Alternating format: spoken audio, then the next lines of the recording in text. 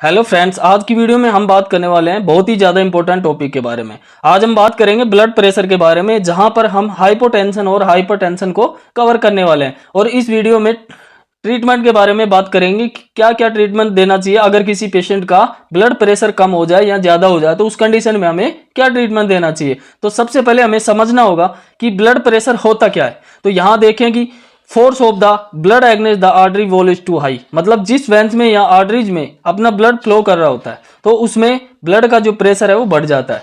तो heart rate क्या होती है, इंक्रीज हो जाती है, जिसकी वजह से ब्लड का जो प्रेशर है वो बढ़ जाता है। लेकिन नॉर्मल ब्लड प्रेशर कितना होना चाहिए? नॉर्मल जो ब्लड प्रेशर है वो होगा 120/80।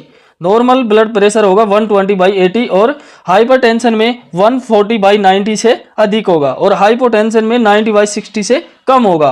ब्लड प्रेशर अब बढ़ता क्यों है, इसके क्या कारण है, किन कारणों की वजह से ब्लड का प्रेशर बढ़ता है? ये जैसे ओवरवेट, जरूरत से ज्यादा अगर वजन बढ़ता है तो क्या होता है, आर्टरीज हैं उनमें कोलेस्ट्रॉल जमा होने के जो चांसेज होते हैं, तो उस कंडीशन में भी आपका ब्लड का जो प्रेशर है वो बढ़ सकता है। टू साल्ट इंटेक, यानी कि अगर आप अधिक मात्रा में क्या कर रहे हैं, नमक का सेवन कर रहे हैं अपने खाने में या किसी भी तरह से अगर आप नमक का जो सेवन कर रहे हैं अधिक मात्रा में, तो आपका बीपी इंक्रीज होने के क्या होते हैं, चांसेज होते हैं। अल्कोहल, अगर आप अधिक मात्रा में अल्कोहल ले रहे हैं तो भी बीपी बढ़ने के चांसेज होते हैं। स्मोक, अगर आप अधिक मात्रा में स्मोक कर रहे हैं तो आपका बीपी इंक्रीज हो सकता है। डिस्टर्ब स्लीप, अगर आप अच्छे से सो नहीं पा रहे हैं, आपको नींद आ रही है, सो नहीं पा रहे हैं, किसी भी चीज़ से डिस्टर्ब है और सो नहीं पा रहे हैं, तो ऐसी कंडीशन में भी आपका ब्लड का जो प्रेशर है वो हाई हो सकता है। टेंशन, अगर आपको किसी प्रकार की टेंशन है, जैसे माइंड में अगर किसी भी प्रकार का अगर तनाव है, तो ऐसी कंडीशन में भी आपको क्या हो सकता है, बीपी हाई हो सकता है। अब हम बात करेंगे कि अगर आपका ब्लड प्रेशर बढ़ता है तो हमें किन मेडिसिन का यूज करना चाहिए, किस कंडीशन में कौन सी टैबलेट का यूज करें। जैसे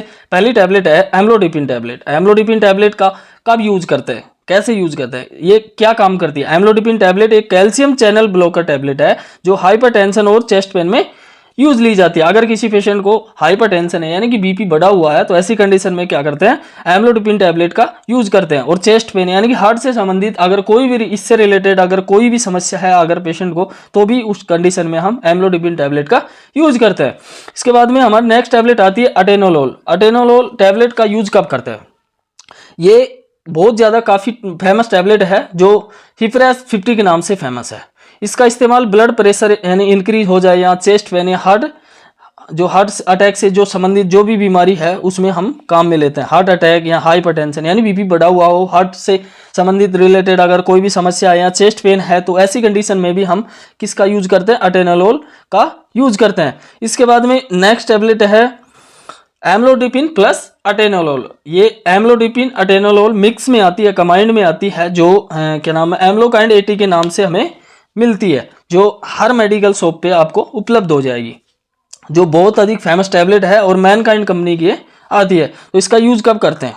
जैसे हार्ट अटैक हो, हाइपरटेंशन और स्ट्रोक जैसी ऐसी कोई अगर समस्या है पेशेंट को, तो हम ऐसी कंडीशन में एम्लोकाइंड 80 टैबलेट का यूज करते हैं।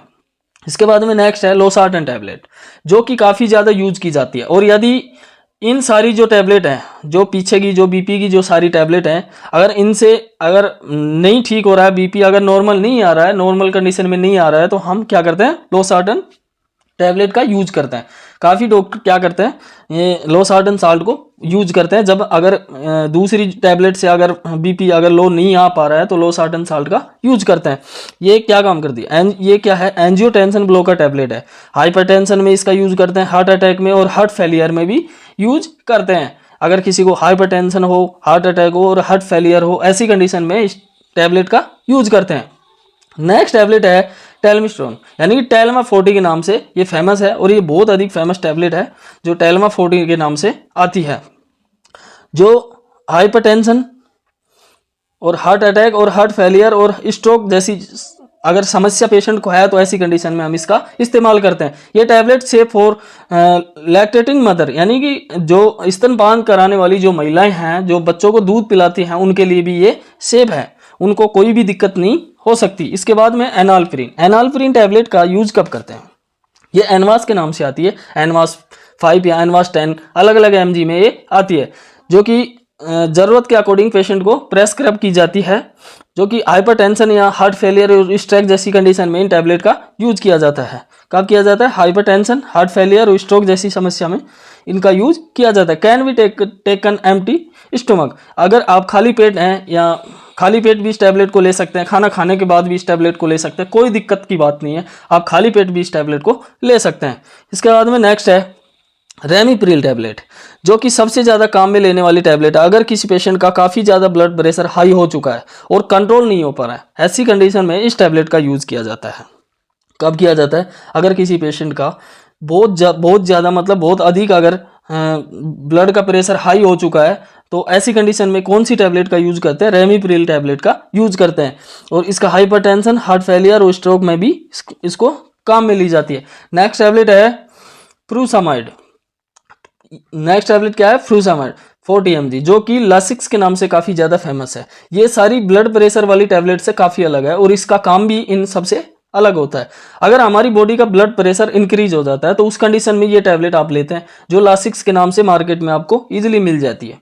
तो आपकी बॉडी में अनवांटेड जो यूरिक कलेक्ट होता रहता है और काफ़ी जो आपकी जो बॉडी है उसमें अनवांटेड जो वाटर होता है, तो ये टैबलेट उसको क्या करती है? आउट कर देती है और ब्लड प्रेशर मेंटेन कर देती है, जो कि इमरजेंसी केसेज में इसका इस्तेमाल काफ़ी ज़्यादा किया जाता है और काफ़ी सारे जो MBBS डॉक्टर हैं इसको प्रेस्क्राइब भी करते हैं। ये टैबलेट ये क्या है? यूरिन को कॉन्सेंट्रेशन को क्या करती है? इंक्रीज कर देती है, जिसकी वजह से आपको टॉयलेट बार बार आता है और आपके BP को भी क्या कर देता है? कंट्रोल करता है। अब हम बात कर लेते हैं कि अगर किसी पेशेंट का ब्लड का प्रेशर लो हो चुका है, तो उस कंडीशन में टैबलेट तो आती है, लेकिन जो उनका यूज है वो डॉक्टर के प्रेस्क्रिप्शन के आधार पर आपको लेनी है। तो आप अपने मन से आपके मन से कोई टैबलेट नहीं ले सकते। जो काफ़ी ज़्यादा जो यूज में आती है वो एक पाउडर होता है जिसको ORS के नाम से हम जानते हैं, तो आप उसको यूज कर सकते हैं।